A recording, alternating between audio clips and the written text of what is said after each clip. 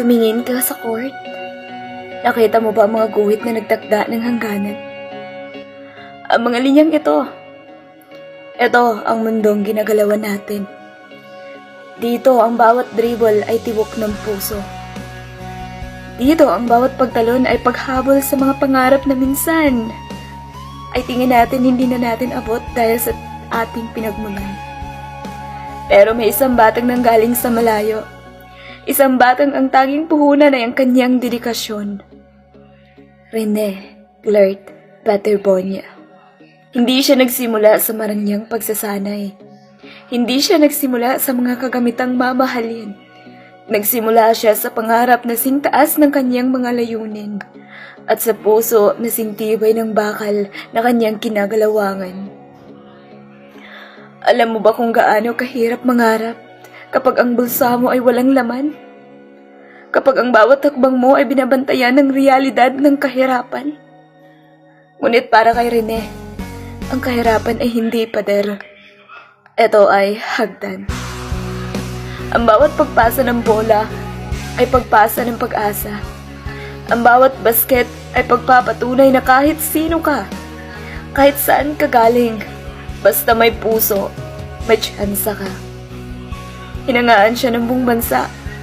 Hindi lang dahil sa galing niyang humawak ng bola, kundi dahil sa galing niyang humawak ng mga puso.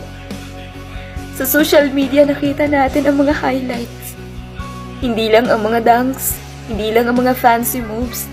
Nakita natin ang pagtulong niya sa mga kasamaang bumagsak. Nakita natin ang pagtapik niya sa mga balikat ng mga nanghihina. Nakita natin ang isang batang lalaki. Sa gitna ng kasikatan ay nanatiling nakatapak ang mga paa sa lupa. Ngunit ang tadhana, tadhana, bakit ang lupit mo? Sa gitna ng pag-akyat, sa gitna ng pagkinang, bakit mo pinatay ang ilaw sa tuktok ng kanyang paglalakbay? Sa Dipakulaw, Aurora, isang lugar na dapat sana'y saksi sa kanyang pag-unlad, ay naging saksi sa isang trahedyang hindi natin kayang ipaliwanag. Ang buzzer ay tumunog, hindi para the end of the quarter, kundi para sa end of a life. Ang huling hingal, ang huling pagtalon, ang huling dribble. Ang lahat ay biglang naging katahimikan. Masakit? Ang sakit na ito ay hindi matutumbasan ng anumang tropeo. Ang sakit na ito ay hindi mapapawit ng anumang medalya. Nakikita natin ang kanyang ina, si Ma'am Rovelyn, na nagdadalamhati. Isang inang nagbibigay lahat. Isang inang nakakita sa kanyang anak na maging bituin. Ngayon, ang bituin ay lumipat na ng langit. At naiwan tayong nagkatingala, nagtatanong kung bakit. Rene, sana'y marinig mo kami. Sana narinig mo ang mga panagoy ng mga taong hinahangaan ka. Hindi lang ikaw ang namatay sa araw na iyon. Kasama mong namatay ang mga pangarap na sana'y binuo mo pa. Pero alam mo ba, habang ang katawan mo ay nakahimlay, ang iyong ligasiya ay nagsisimula pa lang huminga. Ang bawat batang naglalakad sa kalsada may bitbit na lumang bola, ay ikaw ang nakikita sa kanilang mga mata. Ang bawat pamilyang nagsisikap sa gitna ng gutom at hirap, ay ikaw ang nakikita nilang simbolo ng pag-asa. Sabi mo, if dreaming feels like a trap that leads to pain and loss, then let me find my way home. Ngayon nakauwi ka na. Nakauwi ka na sa yakap ng Panginoon. Kung saan wala ng pressure, wala ng training, wala ng pagod. Doon ang laro ay walang katapusan. Doon ang laro ay puro pag-ibig.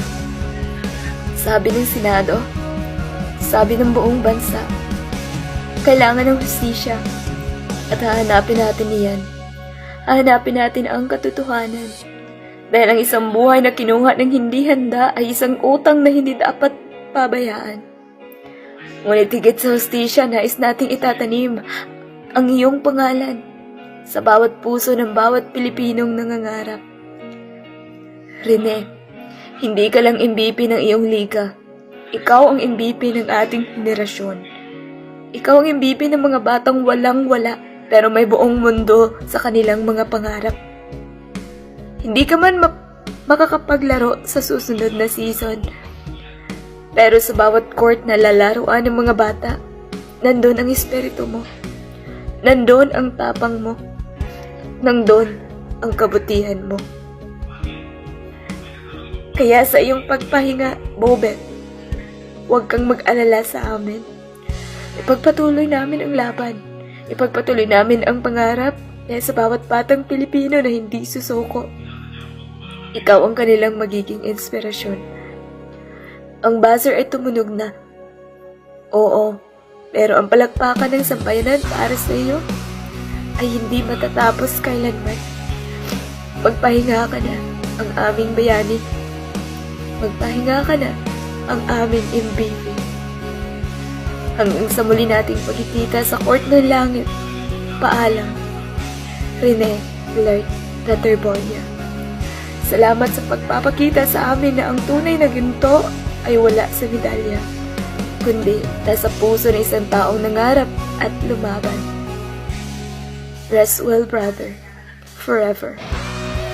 MBV ng aming puso.